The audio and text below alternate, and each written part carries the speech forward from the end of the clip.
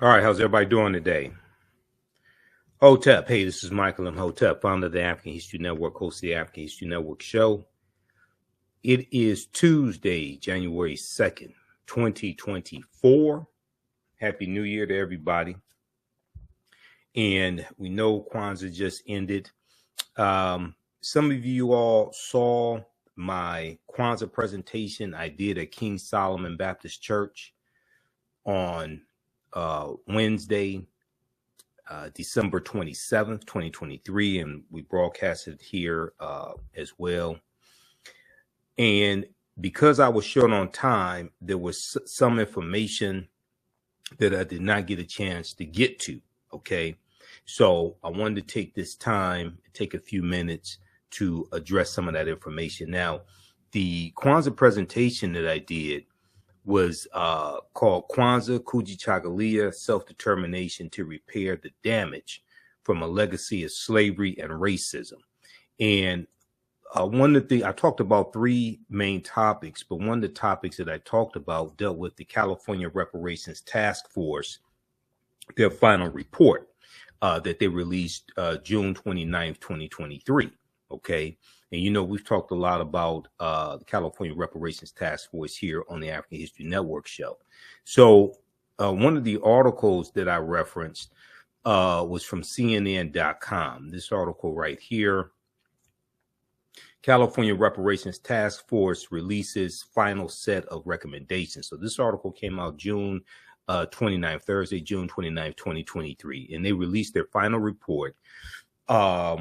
And their final report is over 1,000 pages. It's about 1,008 pages. A task force examining reparations for Black residents in California released its final report Thursday, June 29th, with more than 115 recommendations for how the state should compensate those harmed by slavery and historical atrocities. Recommendations in the landmark report, comprised of more than 1,000 pages, include a formal apology on behalf of California to residents of people enslaved in the United States and recommendations for reforms linked to healthcare, housing, education, and criminal justice, among other areas. Okay, so go back and watch the presentation that I did.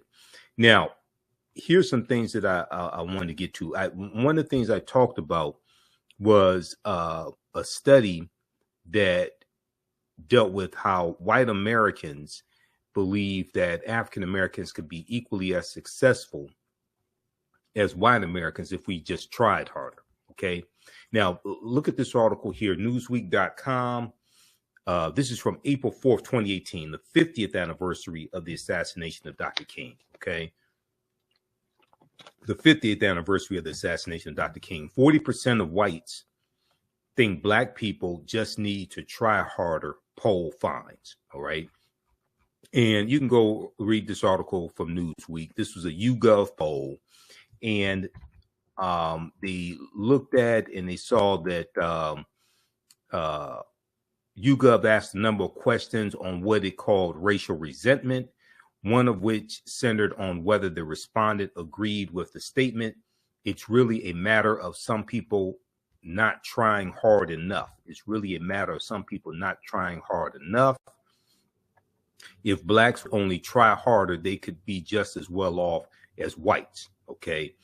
And overall, 35% of respondents agreed. And they go on to say 40% of white respondents agreed, 19% strongly, 21% somewhat, that Black people just need to try harder to be equal, while just 18%, 5% strongly, 13% somewhat of African-American respondents said the same, according to the YouGov poll. Okay, so you can read this full article. This is what I was referencing. Now, they skip over things like the Homestead Act of 1862, that redistributed 270 million acres of land for 124 years. Most of that land went to white people. The Homestead Act of 1862. Okay. They skip over 246 years of slavery, decades of Jim Crow segregation, redlining, housing discrimination, etc., that have now distributed wealth, power, and resources into the hands of Europeans. And they think this is just about trying harder.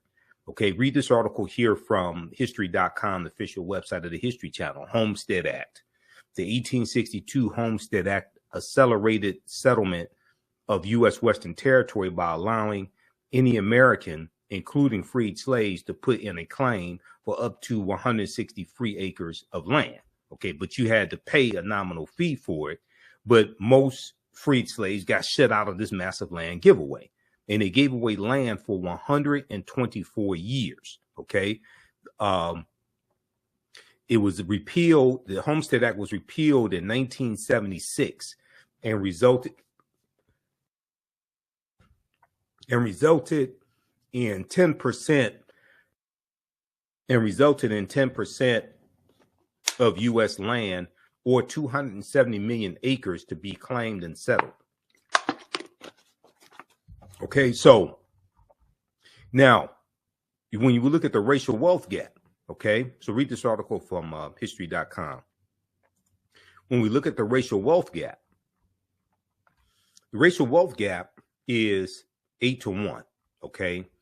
And African Americans have a median household net worth of $24,100 compared to $188,200 for white households. If we look at the executive summary, there's a 74-page executive summary here for the California Reparations Task Force for their study that they released June 29th, 2023. And I want to look here at the executive summary. Executive summary, and you can just Google California Reparations Task Force final report. On page, what page is this here? They talk about page 15. Page 15, they deal with the racial wealth gap. Now they laid out 12 harms that America and California has inflicted upon African Americans. And then they lay out and they deal with that history, they deal with the laws and policies, and then they deal with the remedies, over 115 policies they lay out. Okay, but right here, wealth gap. These harms have compounded over generations, resulting in an enormous wealth gap that is the same today as it had been 2 years before the Civil Rights Act was passed in 1964. So going back to 1962. So the racial wealth gap today is as enormous as it was in 1962. In 2019, the median African American household net worth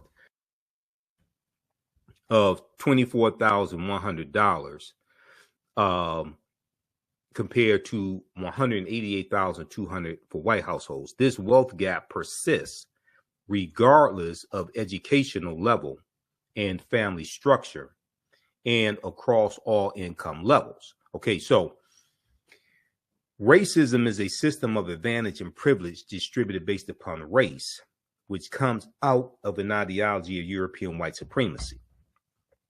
Racism occurs when one race of people control the majority of the wealth, power, resources, privileges, benefits, land, access to education, access to opportunity, and they use this to marginalize, subordinate, and do harm to another race of people. Racism is a power structure.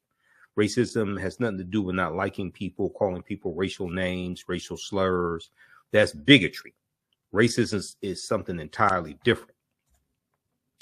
So what this study does, it goes through and documents this history and the laws and policies that have now distributed wealth, power, and resources into the hands of white society. and it lays out the remedies to correct these harms. Okay. All right. Now, so I'll read this here. You can just Google California Reparations Task Force final report, or you can go to let's see here. Where is that?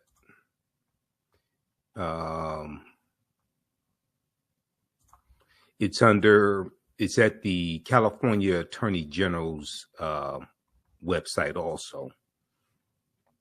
oag.ca.gov, oag.ca.gov. You can go there as well. Okay, now.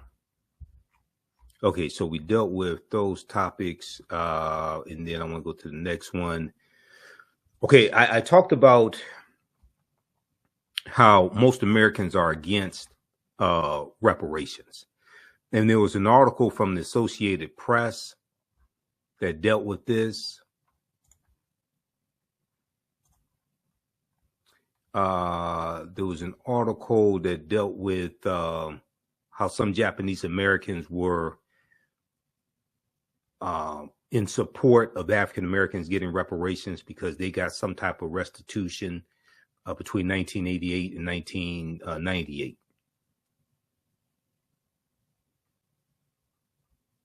Okay, this right here. Let me go to this slide.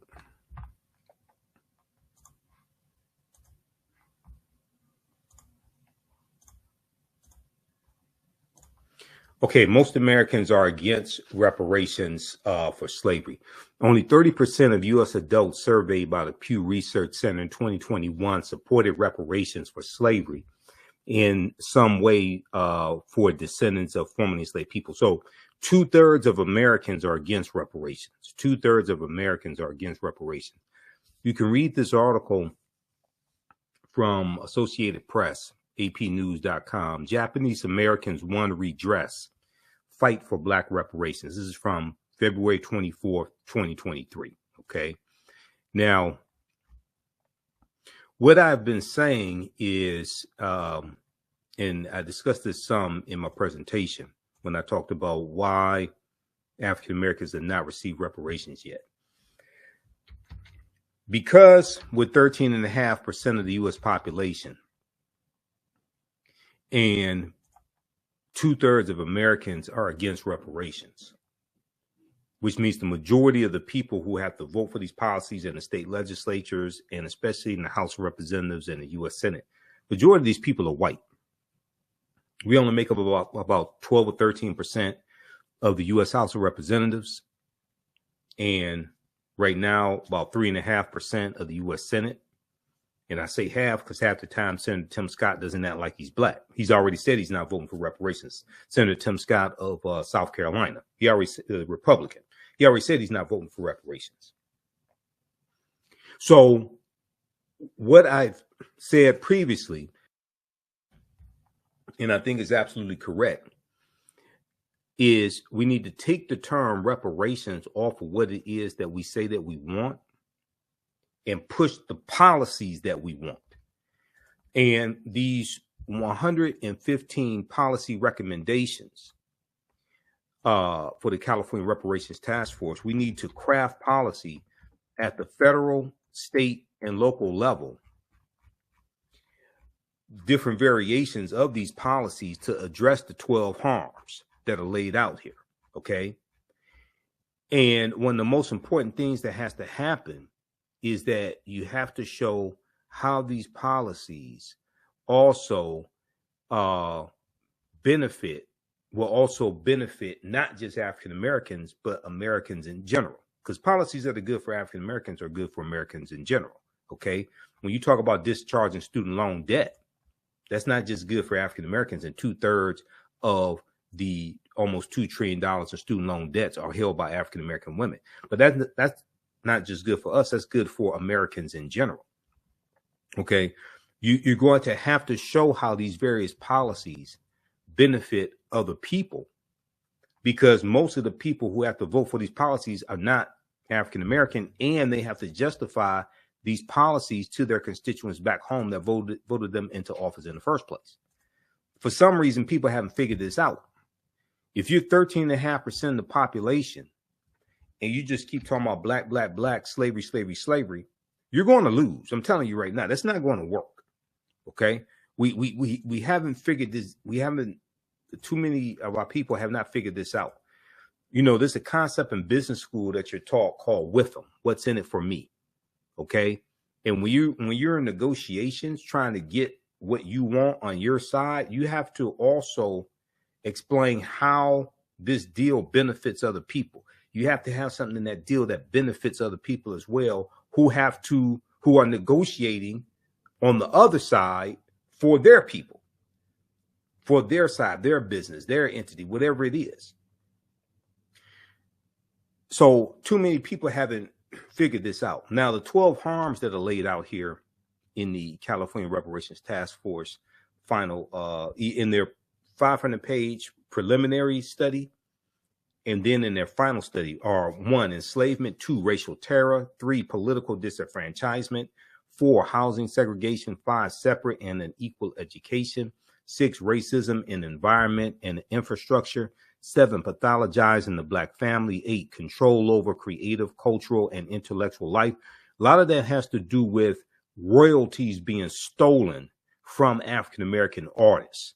There was an article from RollingStone.com that talked about this with dealing with the California Reparations Task Force. And that has a lot to do with that. It's not the only thing, but it has a lot to do with that. I'm going to see if I can pull up this article here. Right here. Let's see. California Reparations Task Force takes on historic theft of black art and culture. Okay, so this article here, I'll show you that in just a second. Let me get that up. Okay, number 8, control over creative, cultural, and intellectual life. Number 9, stolen labor and hindered opportunity. Number 10, an unjust legal system. 11, mental and physical harm and neglect. 12, the racial wealth gap. Okay, now here's this article, and I've talked about this before in the African History Network show. This article, I talked about it when it came out.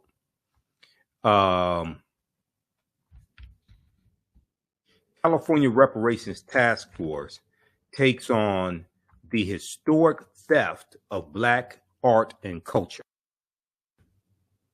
This dealt with their preliminary study. Nearly 600-page interim report is, quote, the most extensive government-issued report on the African-American community, end quote, since 1968, according to the task force chair, who's attorney Camila Moore. She's referring to the Kerner Commission report in 1968. So this is Elvis Presley, the original song creators whose work Elvis Presley appropriated. The California report states were not even paid for the use of their music. Okay. The California Reparations Task Force has issued its interim report. Okay.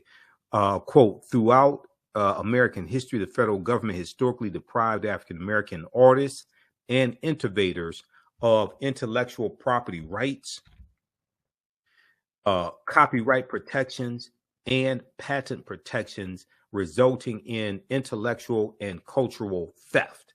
Intellectual and cultural theft and exploitation, states the report, which according to Task Force Chair Camila Moore is, quote, the most extensive government issued report on the African-American community since the Kerner Commission in 1968, end quote. The report includes a series of preliminary recommendations for California encouraging the state to create an Office of Freedom and Cultural Affairs to compensate individuals who have been deprived of rightful profits for their creative work and to prevent further discrimination in arts and entertainment industries through a series of policies and legislation. Okay, you can read the rest of this, but you get the idea here. Okay, so a lot of times when people in a lot of these reparations reactionaries, when they talk about reparations, they don't talk about this. This is why this study is so important. Okay, you have to have a critical analysis of understanding the history of what happened to African Americans, not assuming that you know what happened, because most people don't know. Most Americans are ignorant of history, including African Americans. Okay, and this, and this is why I said you have to first assess the damage that was done before you start trying to lay out the remedies. Okay, assessing the damage that was done that needs repairing. Before you can make recommendations for reparations, you first have to properly assess the damage that was done. And to repair, the root concept of reparations means to repair, to make you whole again. And you also have to analyze who African people were and what African people had before we were put into an institution of slavery that largely stripped us of our history, culture, language, spiritual systems, folklore, mores, family ties, family names, cultural identity, etc. Okay, if you start your analysis with us already in slavery, one, you're going to miss thousands of years of history. Two, you're not going to fully understand the damage that was inflicted upon us. Three, you also have to understand the history and the laws and policies put in place after slavery ended as well that brought us to where we are today.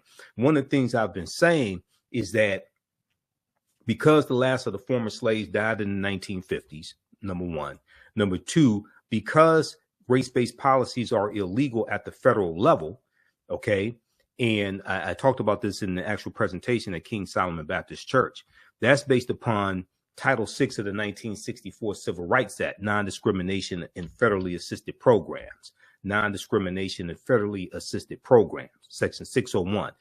No person in the United States shall, on the ground of race, color, or national origin, be excluded from participation in, be denied the benefits of, or be subjected to discrimination under any program or activity receiving federal financial assistance. Okay. Now, so what this means is that race-based policies at the federal level are illegal. You cannot have policies for one race of people. All right. Now, some people may say, well, Japanese Americans got reparations from the federal government. Okay. Let's look and see what happened. And the most important thing to ask is which Japanese Americans got reparations from the federal government. So how many people have seen this before? I've talked about this before. This is at justice.gov. Justice.gov is the official website of the U.S. Department of Justice.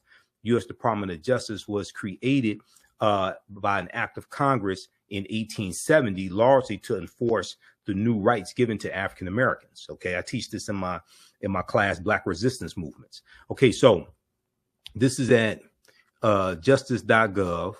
This is from February 19th, 1999, announcing the closing of this 10-year program. So you can Google this 10-year program to compensate Japanese Americans interned during World War II closes its doors. All right. Now, it was $1.6 billion appropriated by Congress. Congress passed a law acknowledging the wrongs inflicted upon Japanese Americans when they were put into internment camps during World War II. Okay. It was President Franklin Roosevelt who ordered them to be rounded up and put into internment camps. All right. So Congress allocated $1.6 billion, but it went to approximately 82,250 people of Japanese ancestry. It did not go to all Japanese Americans. It went to only those who were interned during World War II, only those during World War II who were put into internment camps or who had to flee, who had to evacuate. It did not go to all Japanese Americans who were alive between 1988 and 1998. Okay, so when why didn't it go to all Japanese Americans? Because race-based policies are illegal in the United States based upon Title VI of the 1964 Civil Rights Act, Section 601, non-discrimination in fairly assisted programs, like I was explaining to you. This is why you have to understand law. Okay. This is why you have to understand law. And a lot of these reparations reactionaries out here talking, most of them don't understand law, especially federal law, because I'm listening to them. I can tell they don't know what the hell they're talking about. If you're seeking a legal remedy to a historical problem, doesn't that imply that you need to understand both history and law? If you're seeking a legal remedy to a historical problem, doesn't that imply that you need to both understand both history and law? Okay. In the state of California, as I stated in my presentation at King Solomon Baptist Church, race-based policies in the state of California are illegal as well, which is why the California Reparations Task Force voted 5-4 to make any benefits that are given out based upon lineage as opposed to based upon race, because they know they're going to be sued, and they're trying to make sure whatever gets passed does not get overturned in court for violating California state law. Okay, so that's why they can't do it for based upon race and do it for all African Americans, things like that. No. All right, now okay. And it talks about this right here. Let's see, where is it? It gives the stipulations.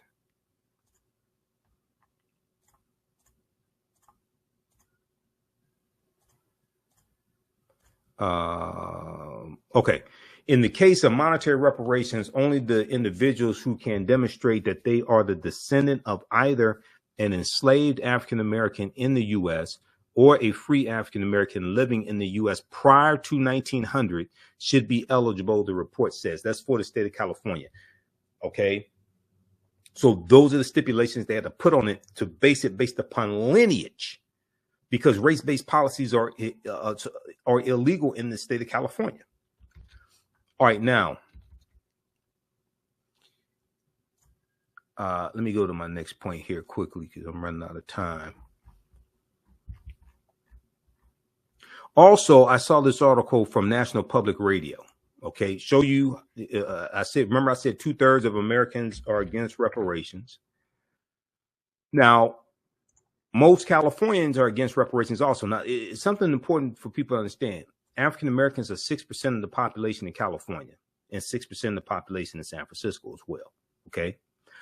Most California voters oppose cash reparations for slavery poll fines. Surprise, surprise, surprise. Now, this is from September 11th, 2023. Okay. So you can read this. A majority of California voters oppose making cash payments as a form of compensation to residents of the state who are descendants of enslaved African Americans, according to a new poll from the University of California, Berkeley. But once again, California does not have a real history of slavery, like Mississippi, Alabama, Texas, things like that.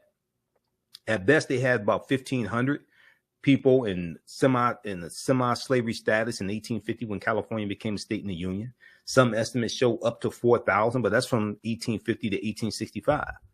Okay, in June of 1865, when Major General Gordon Granger goes into Galveston, Texas to deliver General Order Number 3, and what we commemorate June 19th, 1865, there were 250,000 enslaved Africans in Texas.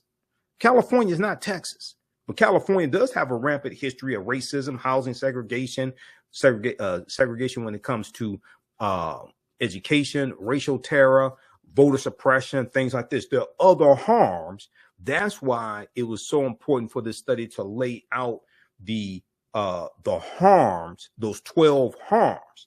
Is more than just slavery. It's more than just our ancestors didn't get paid. If you think the harm from slavery was our ancestors didn't get paid, then you haven't studied the history of slavery, and you haven't studied the history that came after slavery, 155, 156 years after slavery ended, when Georgia ratified the 13th Amendment, December 6, 1865, which legally ended chattel slavery in this country. The findings suggest a tough political road ahead for the effort to make California the first state in the nation to adopt a cash reparations program to atone for slavery's legacy. The poll of more than 6,000 registered voters found that only 23% supported cash reparations compared to 59% who said they opposed them, and 13% who had no opinion. So the 59% who opposed them, that's almost 2/3 okay, which would be right at about 67%, 67%. That's almost right at 2/3. While a majority of California voters believe that Black Americans continue to be affected by the legacy of slavery, our poll is showing that there is no real support for cash reparations to deal with the situation, said Mark DiCamillo, director of the Berkeley IGS poll. Okay, read the rest of this article here. Most California voters oppose cash reparations for slavery, poll finds from September 11th, 2023 by Adrian Florido for NPR.org, National Public Radio. All right, now,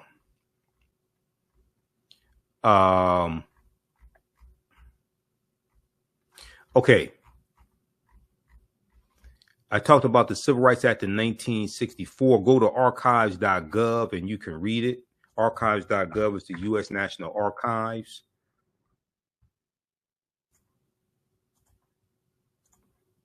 And this right here, U.S. National Archives, 1964 Civil Rights Act. Scroll down, gives you some history of it.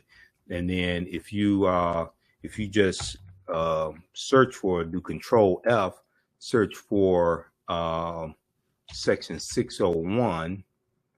That's Title 1, yep. Section 601.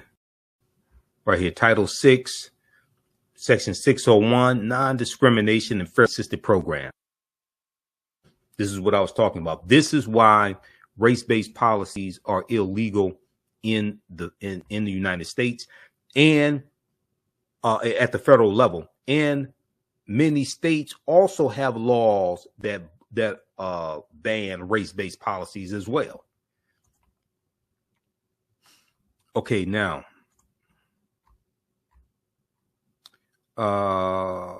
bringing back. Okay, read this article here because I don't have time to get into it. One of the policy recommendations, and so we have to have comprehensive reparations. Comprehensive repairing of the damage. It's not going to be one policy. It's going to be multiple policies. That's why they laid out 115 policy recommendations. Okay. That's why I laid out 115 policy recommendations. Okay. Now George Middleton said no person who identifies as white should have any role in the process of implementing reparations policies. The white, I don't know what planet you live on, but there are 435 members of the House of Representatives.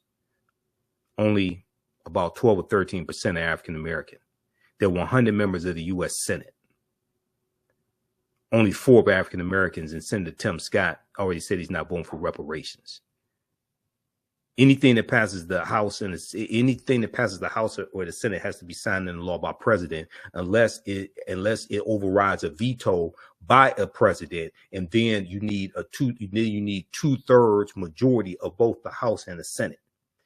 When it goes to state legislatures, the state legislature has to vote on that. Most of the state legislatures, the majority of the people in state legislatures are white, because 57% of the country is white, and African Americans make up 13.5% of the country. So I don't know how you gonna finagle something like that, George Middleton, but when you do, contact me and let me know.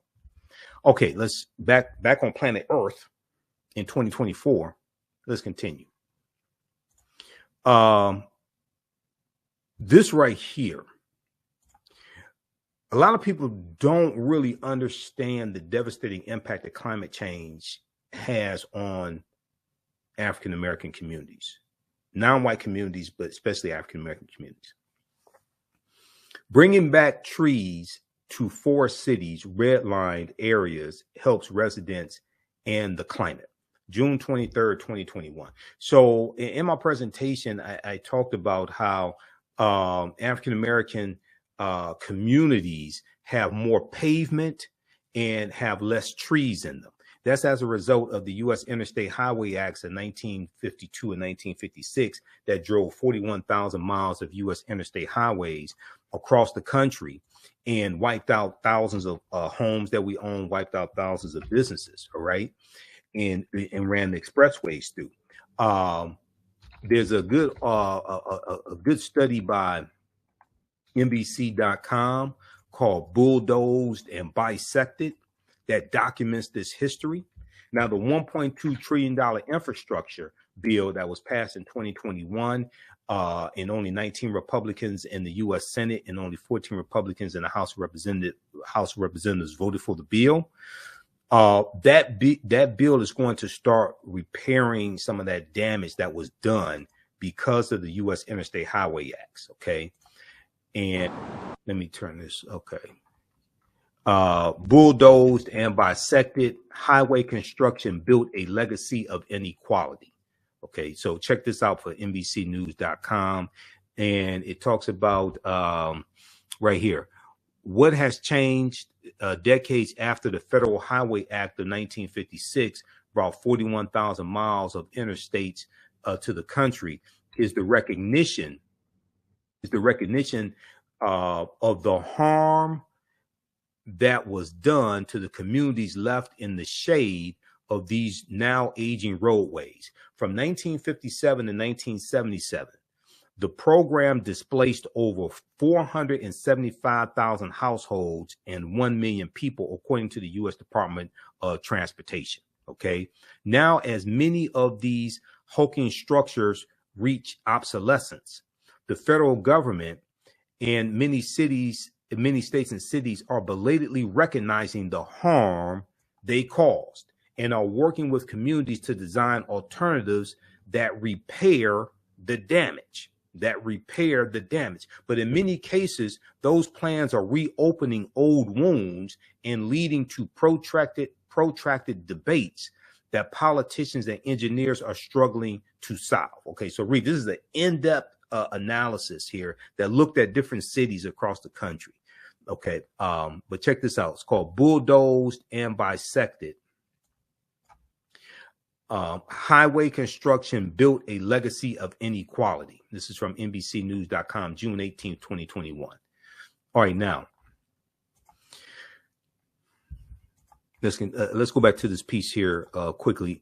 This deals with the impact that trees have on communities, and what they do is they lower the temperature in the community. Okay, as the globe heats up, cities across America are taking a fresh look at their trees.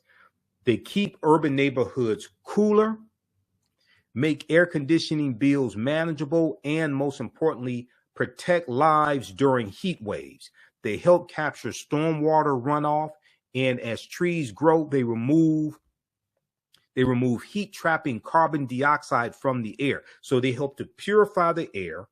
Okay, 1, 2, they lower the temperatures in the communities. They help with the cost of energy bills, the cost of running air conditioners, because in our communities, they tend to be about 4 to 5 degrees hotter or something like that, maybe a little more.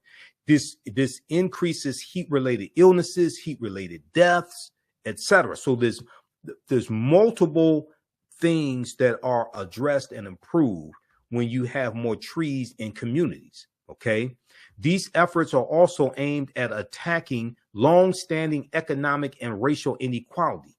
Researchers have found that low-income neighborhoods generally have fewer trees than wealthier ones. In Cleveland, a coalition of city agencies, nonprofit organizations, and corporations has endorsed an ambitious plan to expand tree cover from its current level of 19% to 30% by 2040, the year 2040.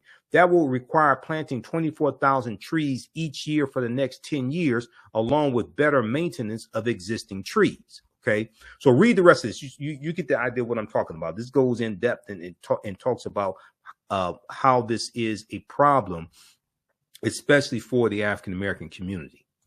Okay, the name of this article: Bringing Back Trees to Forest Cities, Redlined Areas Help Residents and the Climate. All right, now, let me see. Let me go back to my notes here. I'm gonna make sure I got all this. Okay, now we're going into presidential election, 2024 presidential election.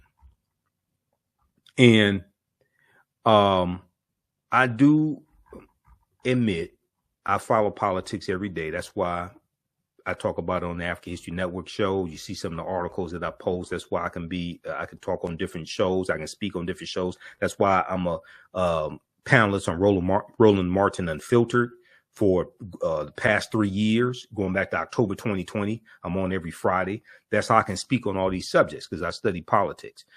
I'm hearing some people say, I'm hearing ridiculous talk about third-party candidates for president.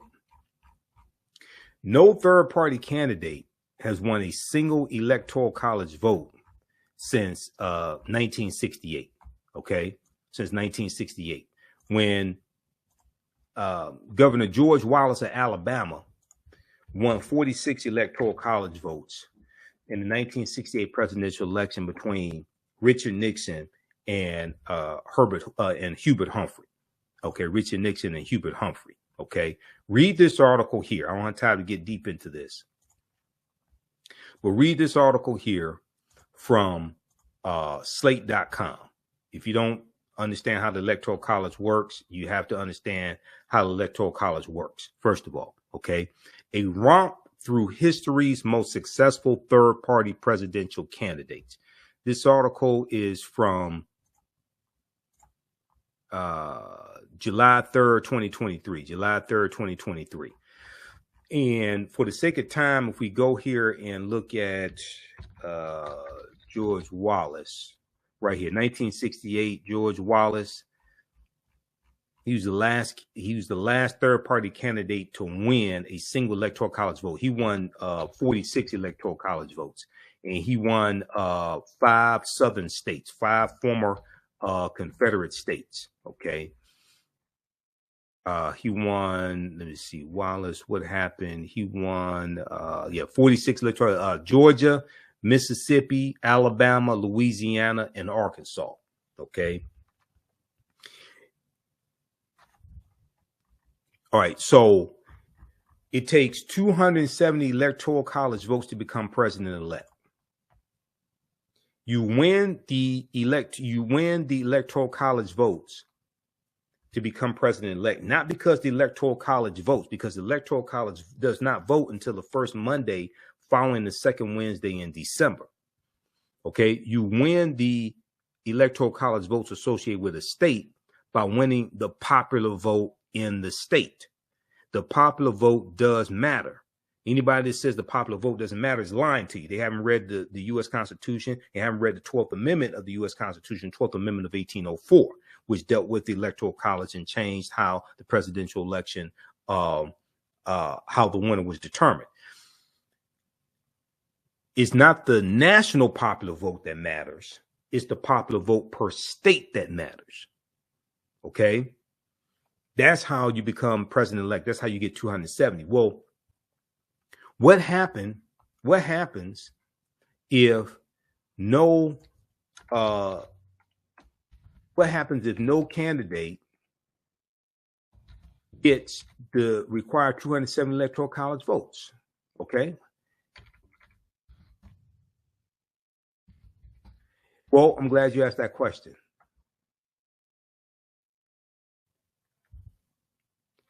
Let's go to archives.gov and let's see what archives.gov says about this. Okay. And what you can do is just Google what happens if no, I'm going to show you how I got this. Okay. Let's look at this here.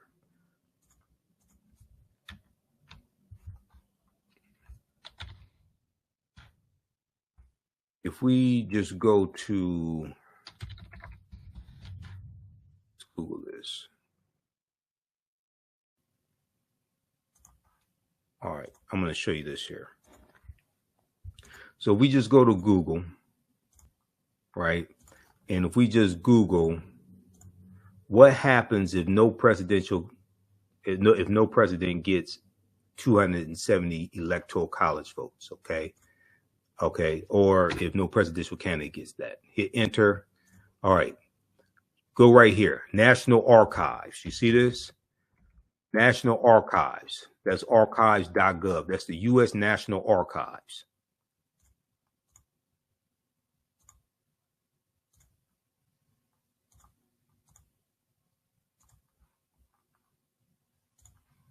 Okay, click right there. Frequently asked questions. Electoral College. Frequently asked questions. We want, what happens if no presidential candidate gets 270 electoral votes? Okay. If no candidate receives a majority of electoral votes, the presidential election leaves the electoral college process and moves to Congress. Pay attention, because 99% of Americans don't know this. Most Americans don't understand the U.S. Constitution, as I talked about in my speech, in my Kwanzaa presentation at King Solomon Baptist Church here in Detroit.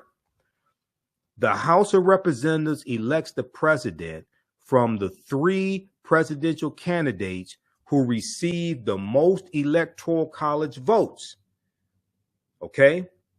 So if you have a third party candidate and people fall for this third party trick because they don't understand how the electoral college works, and neither top 2 candidates gets the needed 270 electoral college votes, then it goes to the House of Representatives, where Republicans have control of the House of Representatives. Nobody saw this one coming. Each state delegation, see, they vote based upon delegation. Each state delegation has 1 vote, and it is up to the individual states to determine how to vote. Republicans control 26 of the 50 state delegations. A candidate must receive at least 26 votes, which is the majority of the state delegations, to be elected.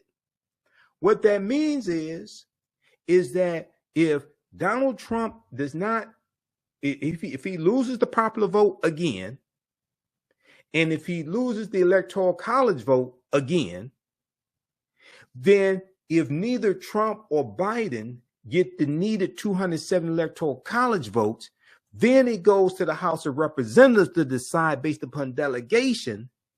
And because Republicans are in control of the House and control 26 of those delegations, they can vote for Trump and he can become president again with the help of a third party candidate and people who are ignorant of how the Constitution works and how the Electoral College works. And it was the U.S. Constitution that created the Electoral College at the Philadelphia Convention in 1787.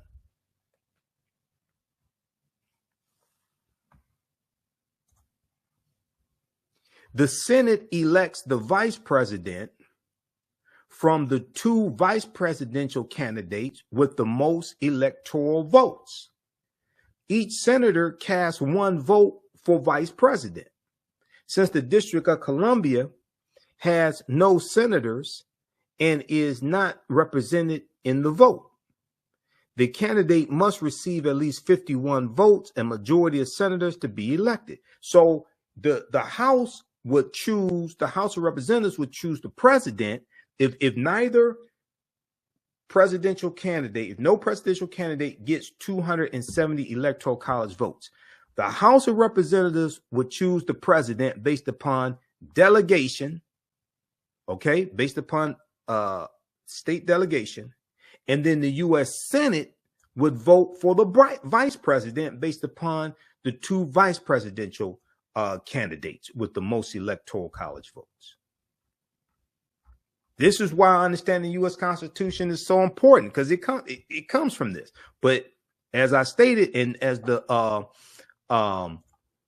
article from CBSnews.com, January 19th, 2021, the day before the January 20th inauguration, as it clearly states, most Americans are ignorant of the Constitution. And it's let's see, where's that article?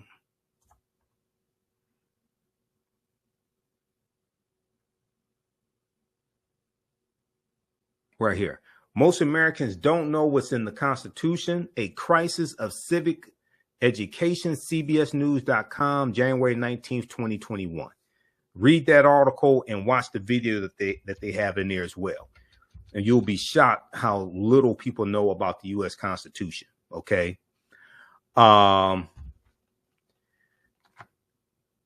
Let's see here. Okay. Let me see. Do I have any more? I think that's it. Okay. So now some people may ask the question, and I get this question. So if you see me on Roland Martin Unfiltered, you hear me talk about this document right here. This is at whitehouse.gov. Whitehouse.gov is the official website of the White House. They have a ton of good information there.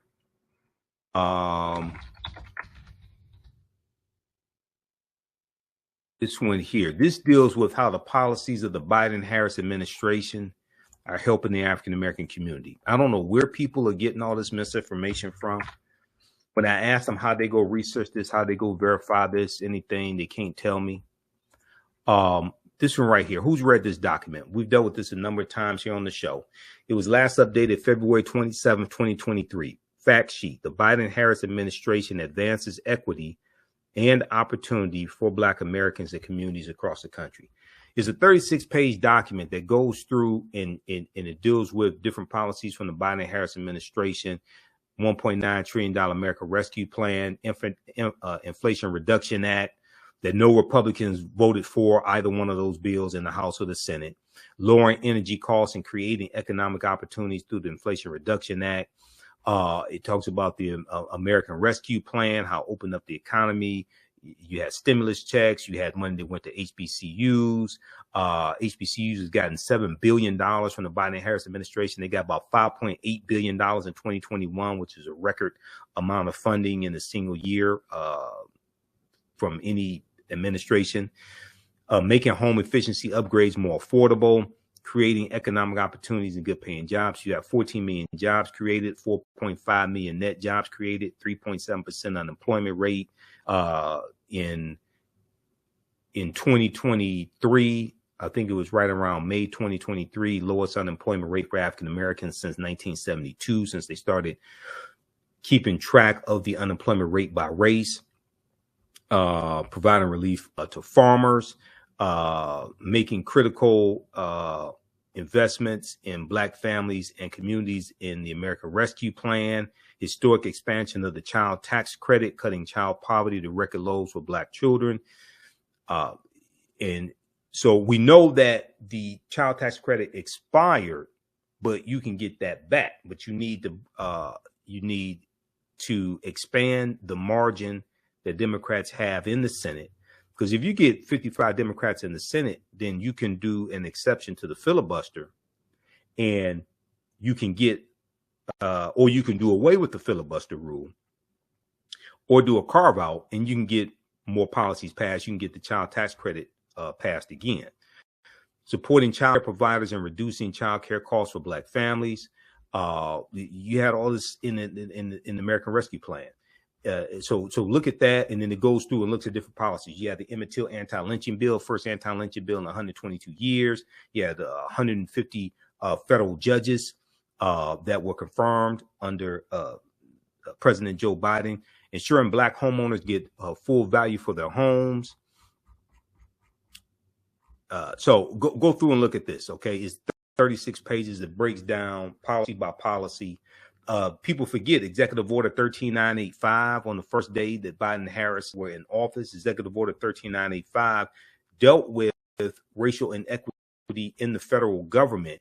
And then it was in later that year, around October, something like that, where they released the findings and implemented. It was 300 policies across 90 federal government agencies that they implemented to address racial inequity. There was an article from thegrio.com that dealt with this. Let me see something if I can find this quickly here.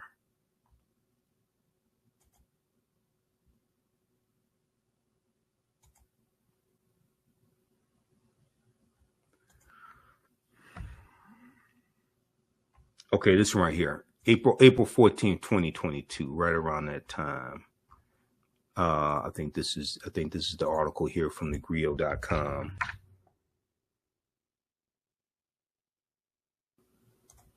So there were 10 executive orders that were signed on Biden's first day in office, January 20th, 2021.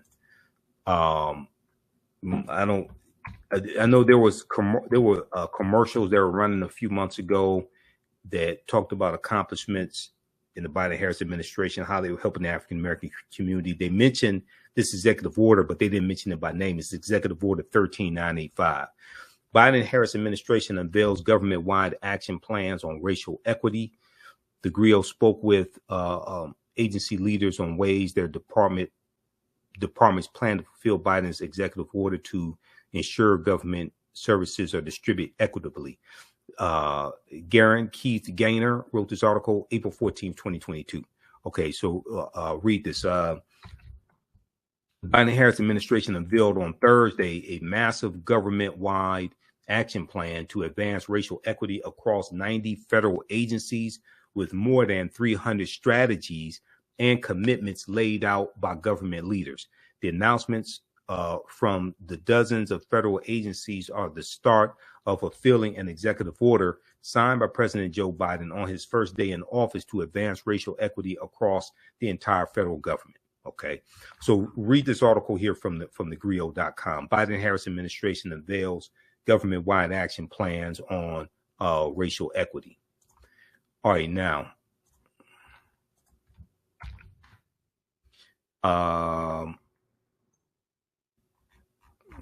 at the same time,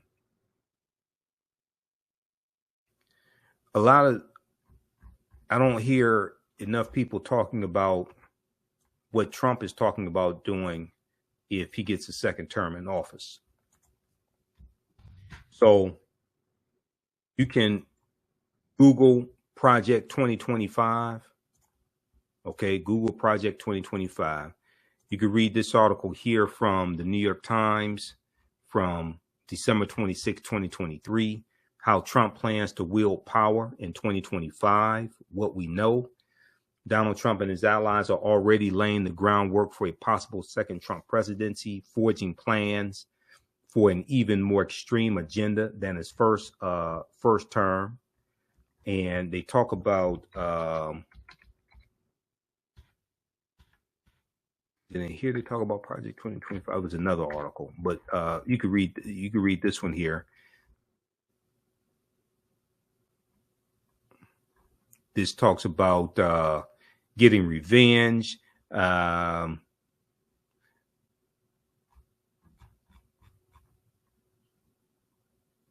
This talks about, I think they mentioned the Insurrection Act. Yeah. Trump wants to use U.S. troops on domestic soil, instituting the Insurrection Act of 1871. So read this one here. Trump and his allies want greater control over the federal bureaucracy, fewer checks and balances to restrain him. Okay, so we have that one. Then look at this piece here from CNN.com.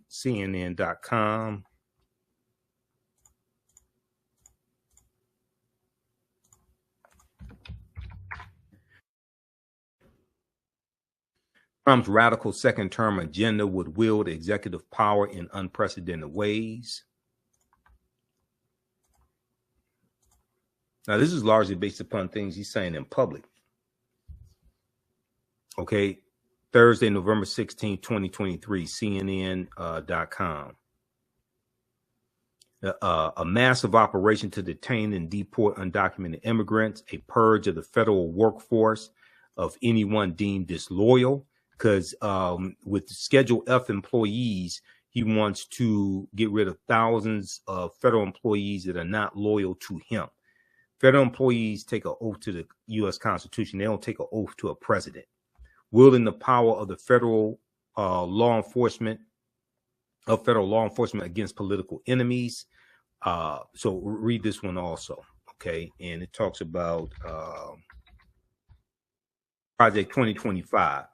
a transition project run by the conservative think tank, the Heritage Foundation, has brought many of these groups together to quote, pave the way for an effective conservative administration, end quote. Well, the Heritage Foundation put out a book when Ronald Reagan came into office, right around 81. And in that book, they laid out 2,000 policies they wanted the Reagan administration to adopt. The Reagan administration adopted 60% of those policies. That's the Heritage Foundation. Okay. Do you know who Jessica Anderson is? Jessica Anderson is the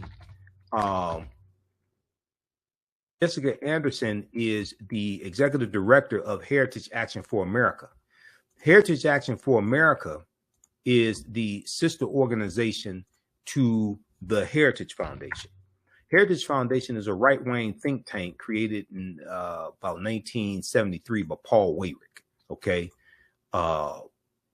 Conservative Paul Weyrich. Paul Weyrich also co-founded ALEC, American Legislative Exchange Council.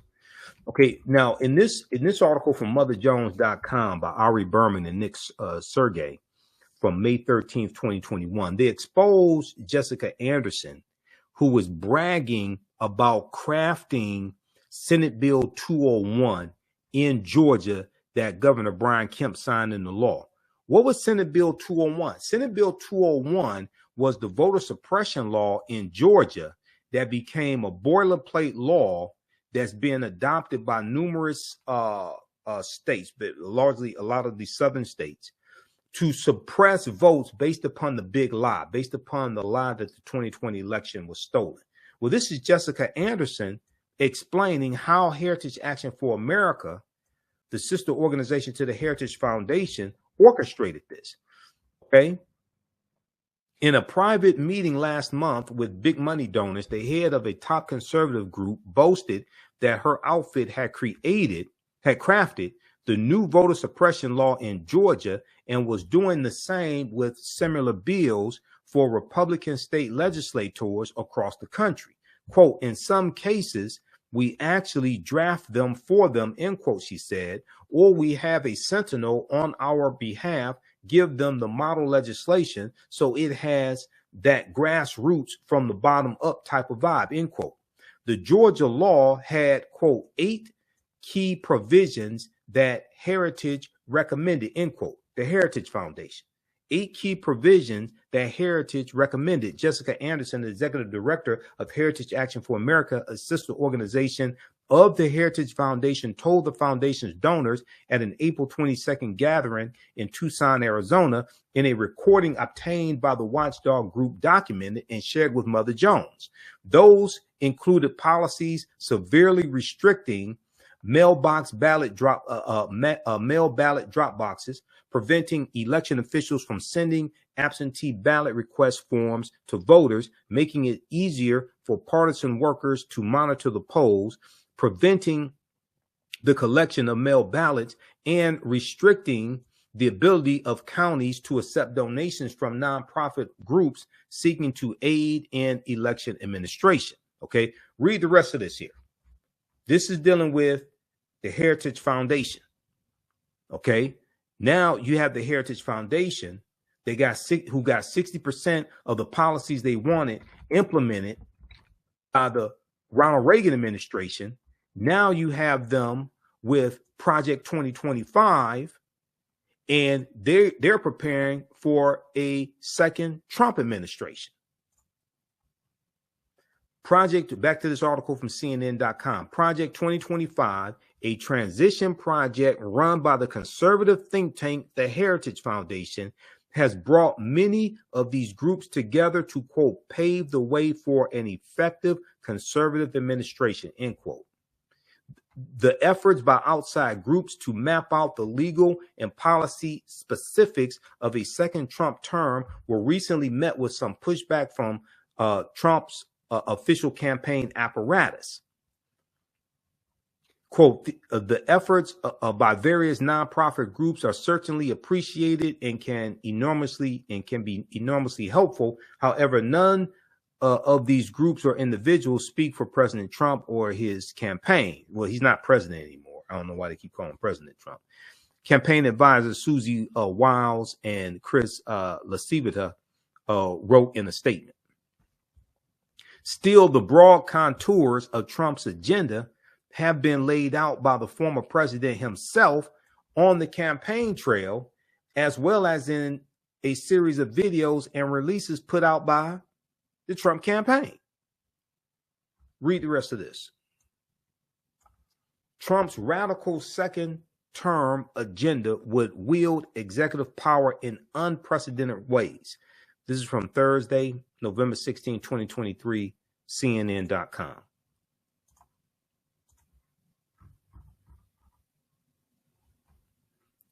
You could look at this one here from the Washington Post.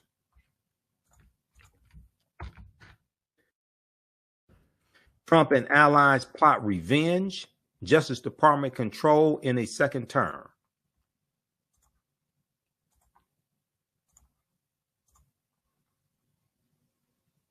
Trump and allies plot revenge. Justice Department control in a second term. Advisors have also discussed deploying the military to quell potential unrest on Inauguration Day.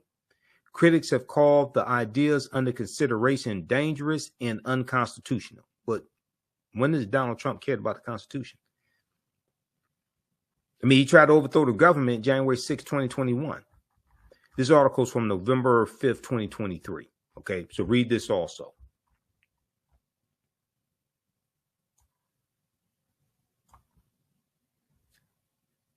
And mentions potentially invoking the Insurrection Act, okay, on his first day in office to allow him to deploy the military against civil demonstrations.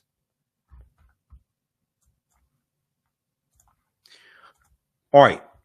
So look, hopefully that added more context to what I was talking about in the very short presentation that I did December 27, 2023, King Solomon Baptist Church for the Kwanzaa celebration. You can visit our website, theafricanhistorynetwork.com. If you like this type of information, visit our website, theafricanhistorynetwork.com. We have the bundle pack still going on of my 2 online courses. We have our Kwanzaa bundle pack still going on until January 7th. You get my 2 online history courses that I teach, Ancient Kemet, the Moors, and the Ma'afa, Understanding the Transatlantic Slave Trade, what they didn't teach you in school, and Black resistance movements from the Haitian Revolution, U.S. Civil War, Civil Rights Movement, the Black Power Movement, 1800 1968. You get that and 15 of my lectures in digital download format, all for $100. That's 76% off. That's about a $400 value, close to a $400 value. Visit our website, AfricanHistoryNetwork.com. It's right on the homepage. And our next class will be Sunday, January 7th, of Black Resistance Movements, 1800 to 1968. Okay, you can register for these classes individually. Register for the courses. They're on sale $60 each, regularly $130, but the bundle pack is a better deal. You can support the African History Network also, $, the AHN Show through Cash App and through PayPal, paypal.me/the AHN Show.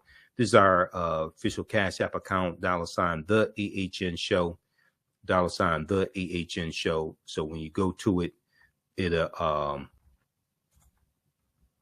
say Michael and show my picture there. These other ones here are fake African History Network Cash App accounts. I'm still trying to get them shut down. And if you click right here, because they've been stealing money from us, you click right there on our link. It shows our QR code also. Okay. All right. Okay. So hopefully you learned a lot today. Be sure to follow us here on our Facebook fan page, The African History Network, and our YouTube channel, Michael Imhotep, Imhotep. Remember, right now, it's correct wrong behaviors, not over till we win. Wakanda forever. And we'll talk to you next time. Peace.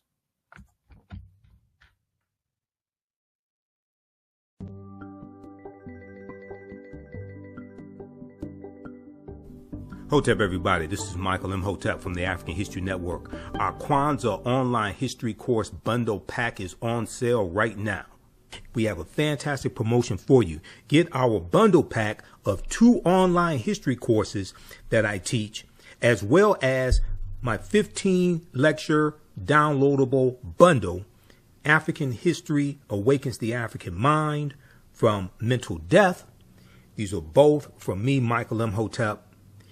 They're on sale right now for only $100. That's 76% off. My first online history class is Ancient Kemet, the Moors, and the Ma'afa, understanding the transatlantic slave trade, what they didn't teach you in school. Kemet is one of the original names for Egypt. We deal with thousands of years of history and what leads up to the transatlantic slave trade taking place.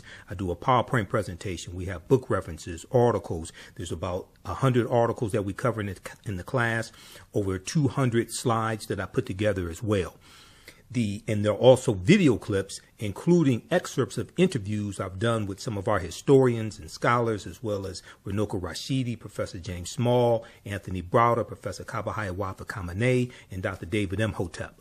In the second class that I teach, it's called Black Resistance Movements from the Haitian Revolution, the U.S. Civil War, Civil Rights Movement, and Black Power Movement, 1800 to 1968.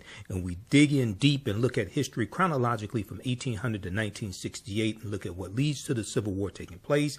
We study the Jim Crow era, the Reconstruction era, 1865 to 1877, World War I, World War II, Civil Rights Movement, Black Power Movement, and the Great Migration, 1915 and 1970, to understand what happened to us after slavery ended, what were the laws and policies put in place to put us where we are today, to understand where we need to go from here.